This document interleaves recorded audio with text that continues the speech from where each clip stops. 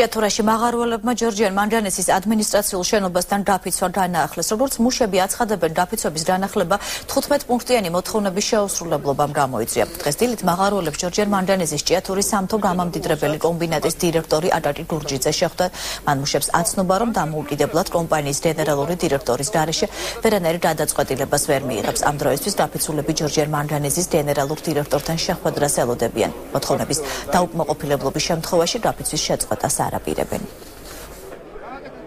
კომიტეტის წევრებმა და პროფკავშირებმა დავსხედით და გადავწყვიტეთ დაგვიწყო ფართომასშტაბიანი გაფიცვა.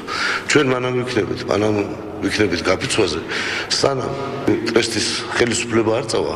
დაწყებულია გაფიცვა, მოთხოვნა ხელმძღვანელობასთან შეხვედრა და გარკვეული მოთხოვნების შესრულება. და ეს მოთხოვნები იგივე მოთხოვნებია, რომელიც იყო ადრე წინა მოლაპარაკებებზე. იქიდან რამოდენიმე პუნქტი, როგორც ამობენ, არ არის შესრულებული და უნდათ რომ შეხვდნენ ხელმძღვანელობას ბატონ ლოზინსკის და ბატონ ლომინაძეს. ველაპარაკენ თვითონ ესაუბრენ ბატონ მერაბს, ზესტაფონში არიან, მე როგორც ვიცი.